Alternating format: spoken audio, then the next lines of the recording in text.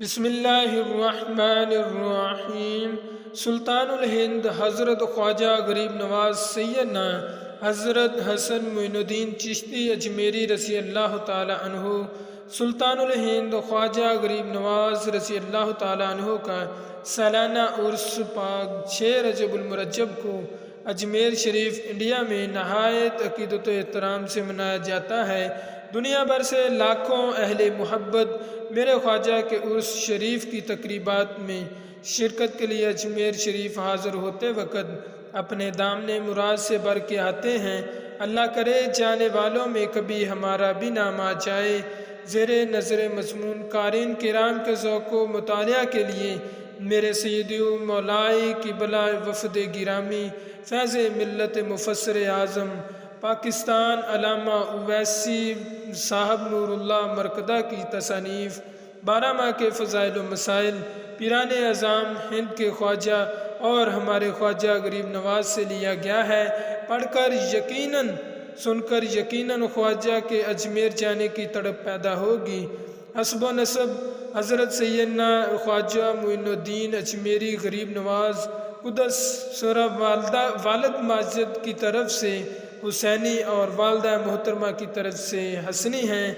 آپ کا سلسلہ نسب نویں پشت میں سیدنا امام موسیٰ کاظم رضی اللہ تعالیٰ عنہ سے جا ملتا ہے۔ آپ کے والد گرامی کا نام حضرت سید غیاث الدین حسن رحمۃ اللہ تعالیٰ علیہ ہے۔ ولادت، تعلیم و تربیت خواجہ غریب نواز رحمۃ اللہ تعالیٰ علیہ کی ولادت باسعادت 14 رجب المرجب پیر شریف کو علاقہ بہستان کے قصبہ سنجر میں ہوئی۔ والد گرامی نے آپ کا نام حسن رکھا مگر اللہ تعالیٰ نے آپ کو خواجہ غریب نواز معین الدین کے نام سے دنیا میں مشہور کیا۔ حضرت خواجہ رحمۃ اللہ تعالیٰ علیہ 14 سال کے تھے کہ آپ کے والد گرامی کا انتقال ہو گیا۔ ان کے ترکہ سے کچھ نقدی اور باغ میراث ملا۔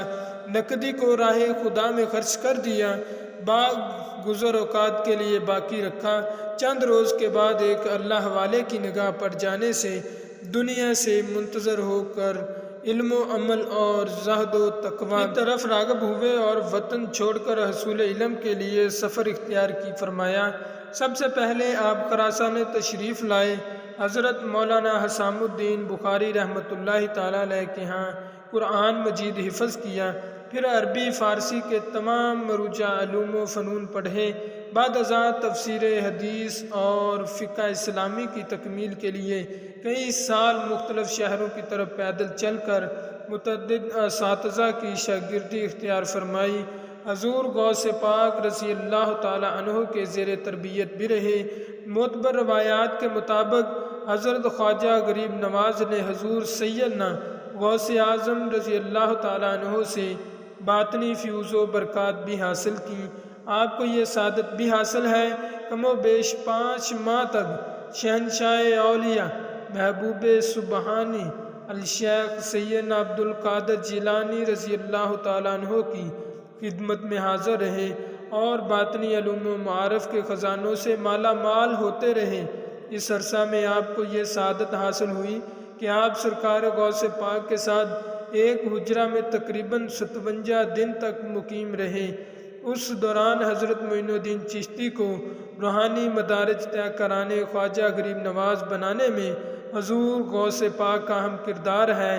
یہی وجہ ہے کہ جب حضور سیدنا غوث الاعظم رضی اللہ تعالی عنہ نے یہ اعلان فرمایا کہ یعنی میرا قدم تمام اولیاء کی گردن پر ہے، تو اس وقت حضرت خواجہ اجمیری غریب نواز منازل سلوک طے کرنے کے لیے خراسان کے پہاڑوں میں خلوت نشین تھے۔